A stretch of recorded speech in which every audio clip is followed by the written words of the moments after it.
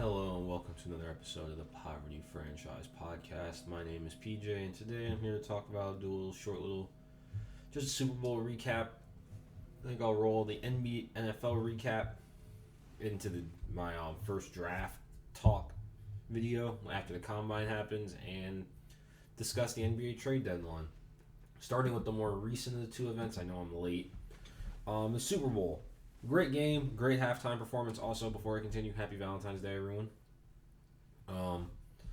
But great game, great halftime performance.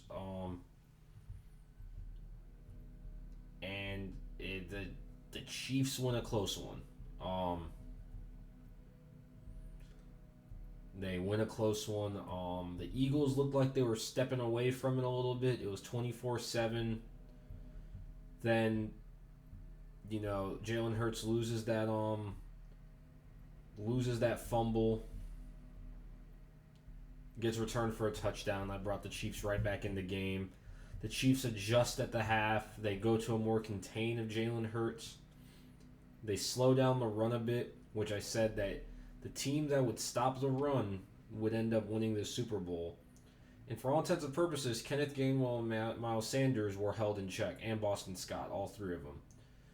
Seven attempts each for Gainwell and Sanders, 21 yards and 16 yards respectfully. Boston Scott had 3 attempts for 8 yards. Hurts still had a pretty respectable 15 attempts, 70 yards. Whereas the Chiefs had a bit more success running. Patrick Mahomes, 6 for 44, including that clutch one-legged on all manners of steroids, 26-yard run.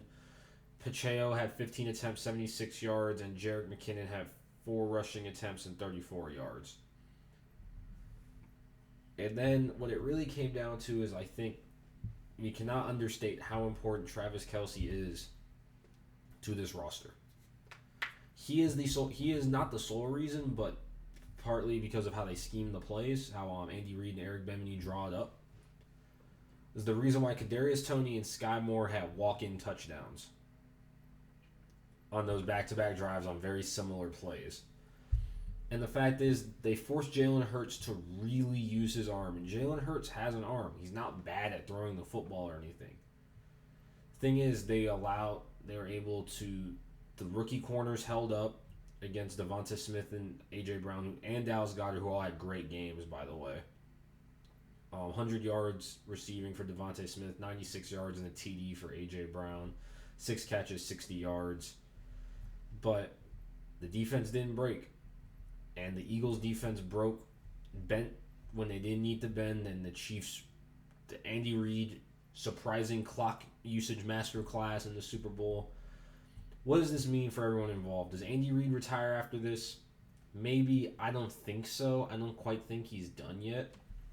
If he does, Eric Bieniemy is definitely going to come up and probably take that head coaching position. It's probably why he hasn't been leaving, in all honesty, is that he's just been waiting for Andy Reid to retire more so. Patrick Mahomes adds to his legacy, gets his second ring. Travis Kelce also adds to his legacy. I think it's safe to say that Travis Kelce is for sure a top 10 tight end of all time.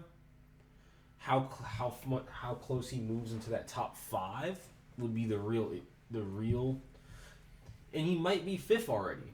Because when I think of the 4 best tight ends I can think of off the top of my head, you got Gronk, Tony G, Kellen Winslow, John Mackey. And Mike Ditka's probably 5th. And the thing is, he probably beats out Mike Ditka, because, there's different eras and everything, but he's a much better football player than Mike Ditka. I'm not going to go there. We're not going to go there. But when you just look at his season, durable as hell, misses only 1 or 2 games a season, it seems. Played all 17 this year. 110 catches, 1,300 yards, 12 touchdowns, 4 in a single game this year.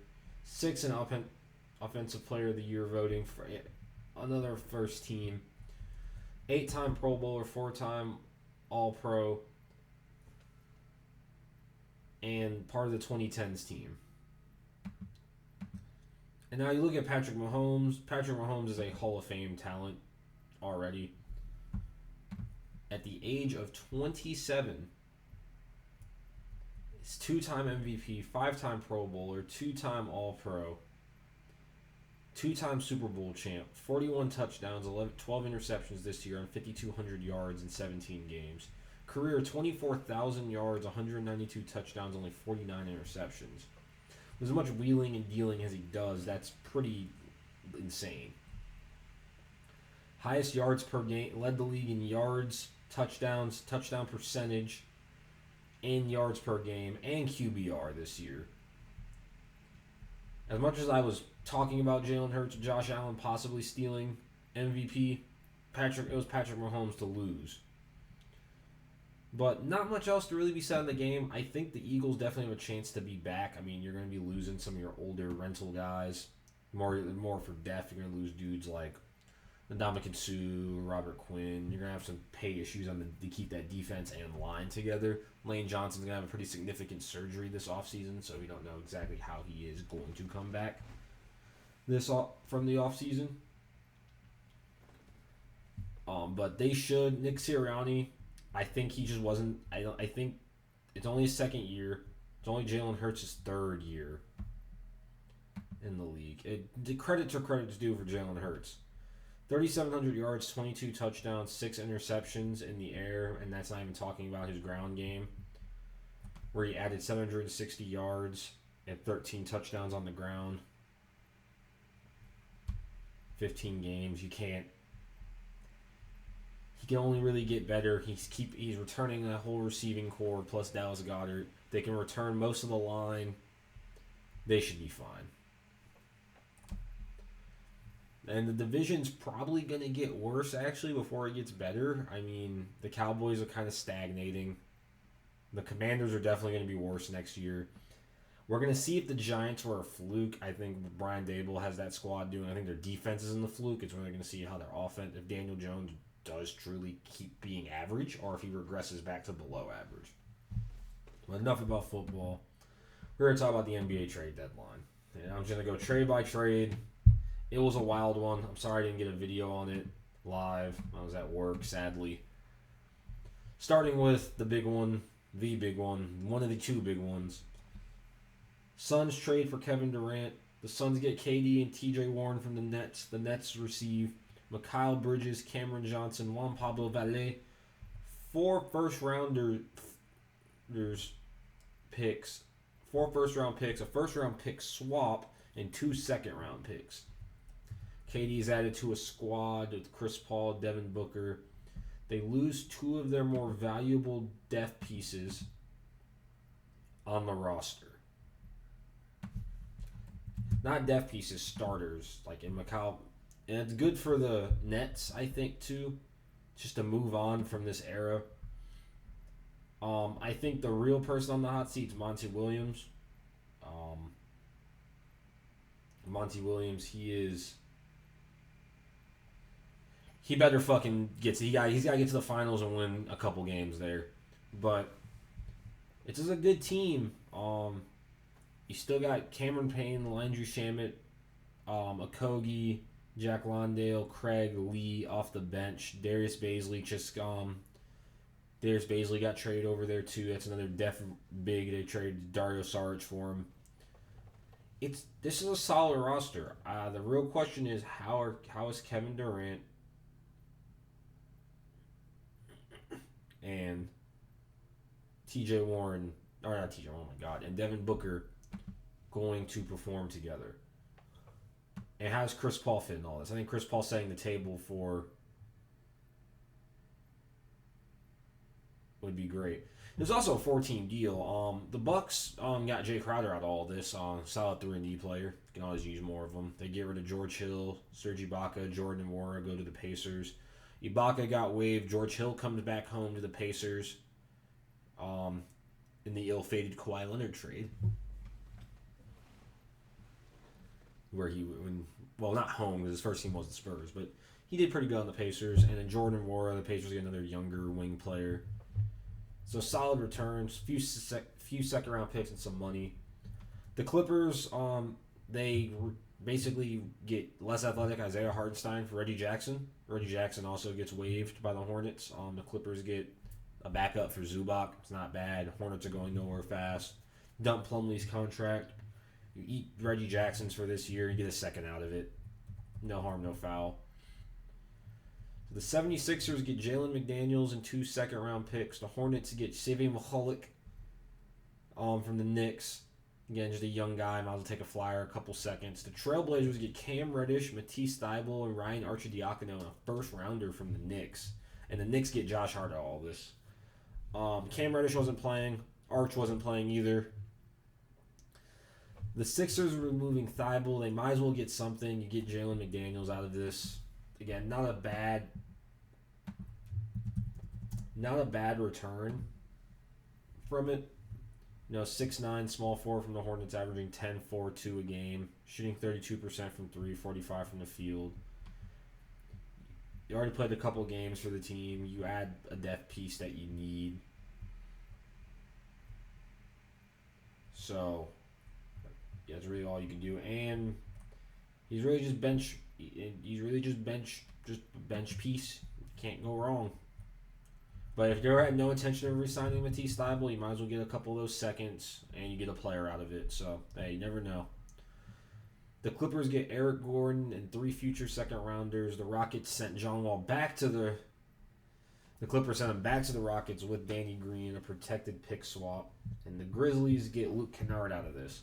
The Grizzlies add some valuable shooting that will come off the bench in that second unit for them. Or even in late game situations, probably when you need the offense, will be out there next to John Morant.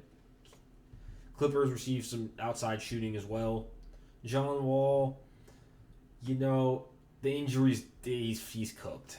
He's not cooked, but it's just the potential for that team where I really thought on paper had the best chance to be the best team in the league.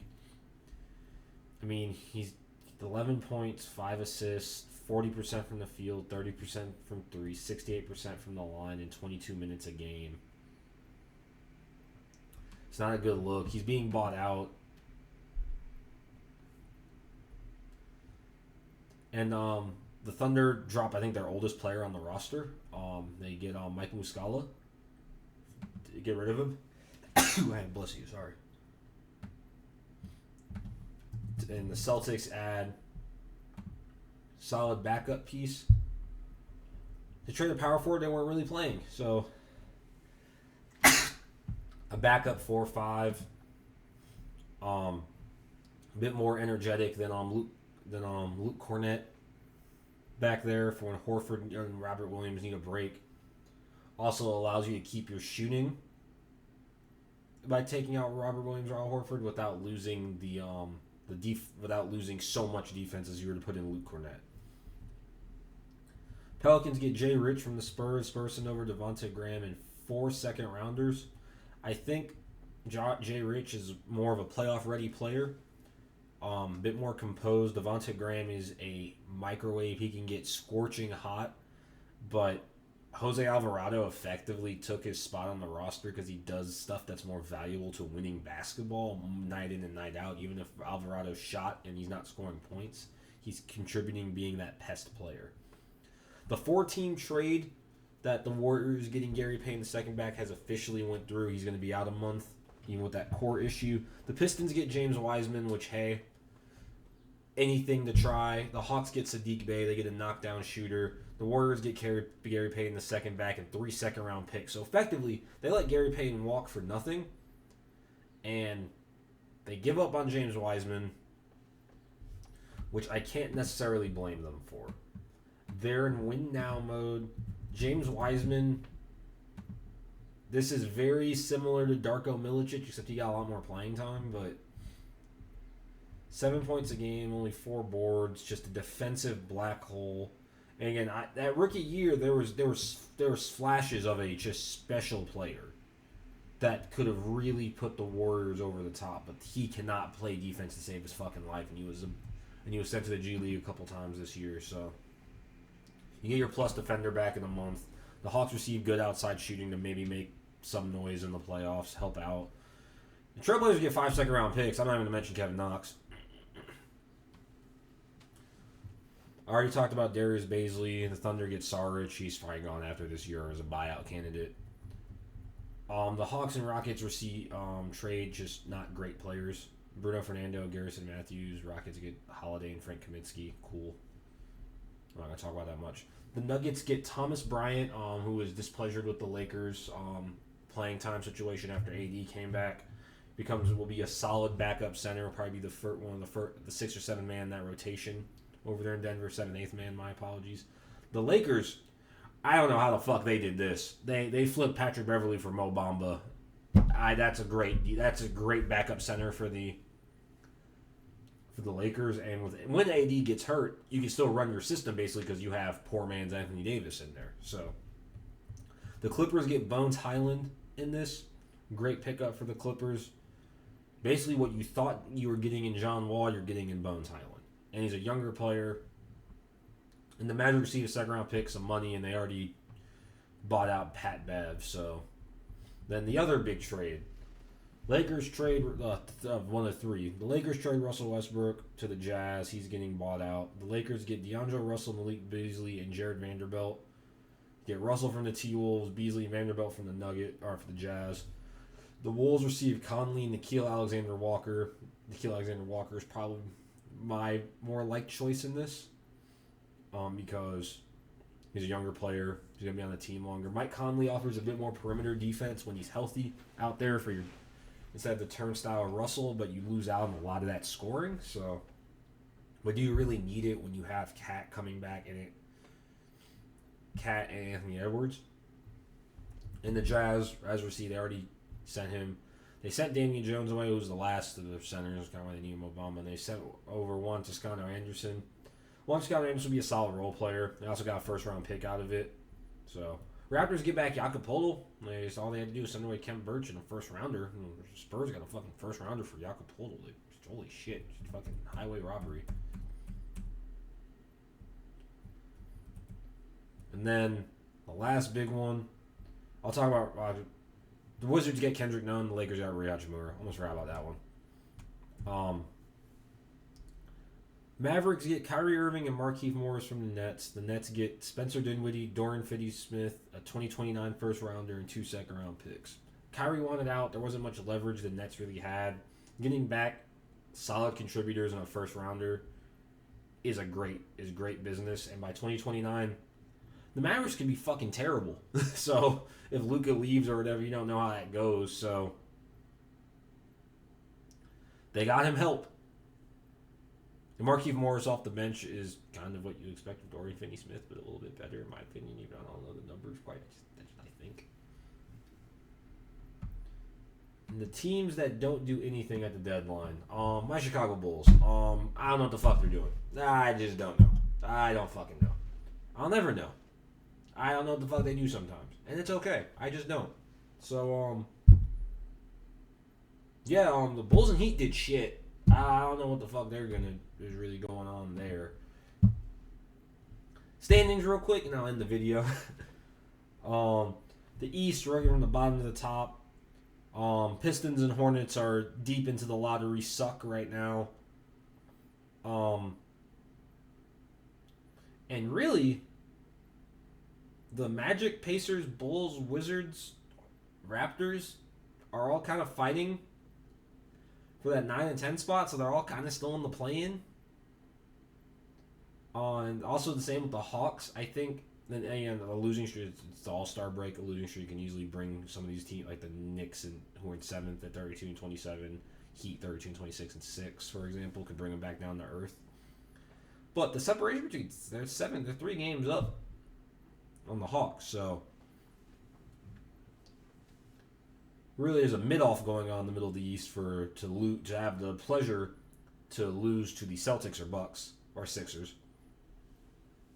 In the top of the East, Celtics, Bucks in 2nd, Sixers in 3rd, Cleveland in 4th, Brooklyn in 5th, Miami in 6th, Knicks in 7th, Hawks in 8th. The East doesn't really have any surprises per se, other than Orlando not being as terrible as everyone thought, and Boston being just great even with the coaching change. And in the West, the Rockets and Spurs are doing everyone a solid. The Lakers are in 13th below the Thunder, who do not have their 2nd overall pick playing this year. Speaking of the Rockets real quick, I know we don't really want to do that. Jabari Smith Jr.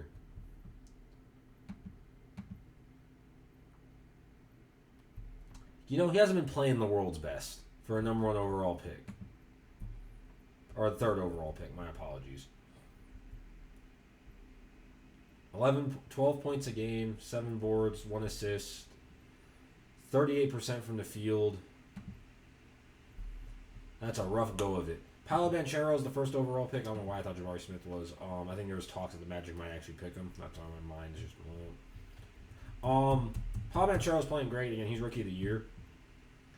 We don't know how Chet will do, but Jabari Smith is not looking too hot. Again, it's his 1st year.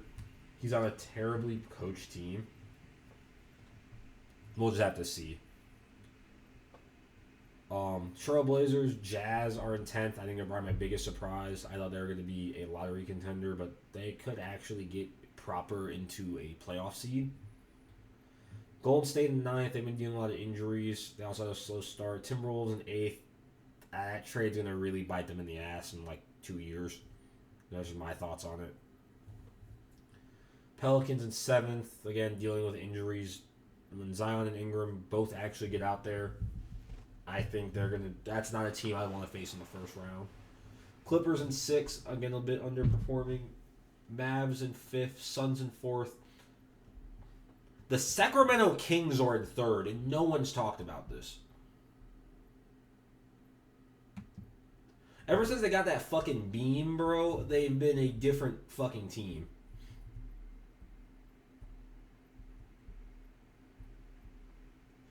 But right now, I mean, they're first in points per game. They're first in offensive rating. They have the best offense in the league. Anchored by De'Aaron Fox and Domantas Sabonis. De'Aaron's averaging 24.6 points a game. He's only shooting 31% from 3, but De'Aaron Fox is more of a slashing guy anyway. Shooting 50% from the field still. Shooting 6 free throws a game at almost 80%. Throwing on 6 assists to steal a game.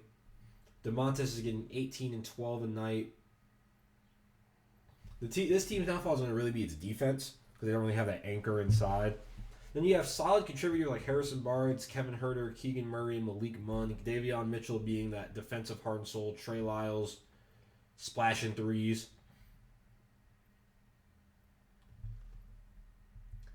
And I really thought that trading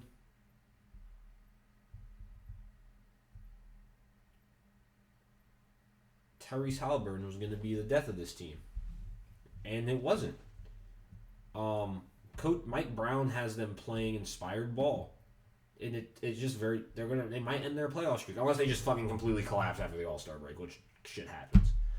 Memphis is in 2nd with Ja and his merry band of hooligans. And the top of the West would be the Nuggets with probable Hall of Famer too, I guess, but probable MVP Nikola Jokic. Looking at the Grizzlies, they're still doing Grizzly things. Ja's averaging 27 a night. Desmond Bane averaging 21 on 43% shooting from 3. Dylan Brooks being a pest. Jaren Jackson Jr. looking like a DPOY candidate, 3.3 blocks a game, 16 points a game. Adding Luke Kennard to this team, they should be fine. But that is my sports roundup for the week. Again, happy Valentine's Day. Glad to be back making videos. Always seem to take random intervals or breaks because of work and life and everything. But I enjoy talking about sports to you guys on the Poverty Franchise Podcast. It's been PJ signing off.